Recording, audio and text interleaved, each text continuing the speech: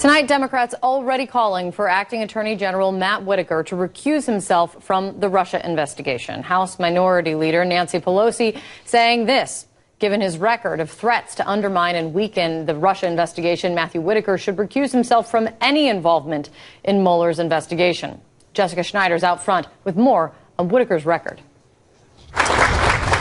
Matthew Whitaker has been on the president's succession list since at least late September. The president spoke directly with Whitaker when it was Rod Rosenstein whose future was in question. At the time, multiple sources told CNN that the president talked with Whitaker about becoming acting deputy attorney general after revelations that Rosenstein suggested officials wear a wire to record the president as a way to oust him from office.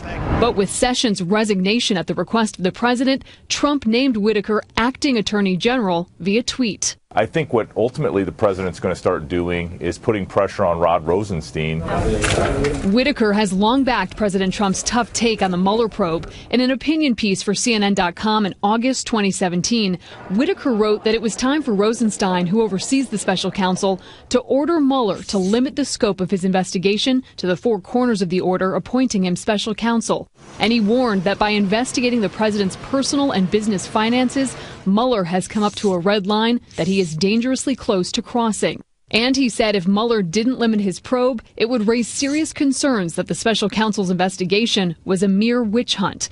Whitaker also appeared on CNN in July 2017, suggesting any replacement attorney general would likely slow down the special counsel by pinching the purse strings. And that attorney general doesn't fire Bob Mueller, but he just reduces his budget so low that his investigation grinds to almost a halt. And before Whitaker began working at the Justice Department as Sessions' chief of staff in October 2017, he was quite vocal about two main focal points of the Mueller investigation: any possible obstruction of justice by the president. There is no criminal obstruction of justice charge to be had here. There's just the evidence is weak. And that Trump Tower meeting in June 2016, where Donald Trump Jr. and others met with a Russian lawyer. To suggest that there's a conspiracy here, I mean, you would always take that meeting.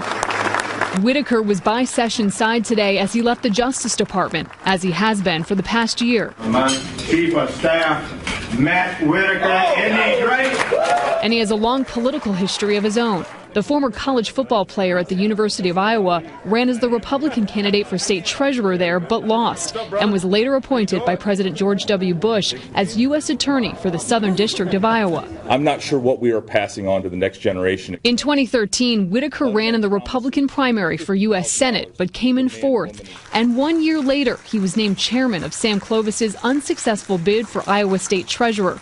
Clovis was a top Trump campaign aide and has reportedly testified before Mueller's grand jury. And despite Whitaker's past comments speaking out against the special counsel, he will be assuming oversight of the Russia probe, taking over that duty from Rod Rosenstein. But Kate, Democrats like Nancy Pelosi and Chuck Schumer, they've called for Whitaker to recuse himself. But remember, it was Jeff Sessions' recusal from overseeing that probe that sparked President Trump's fury and led to his firing today.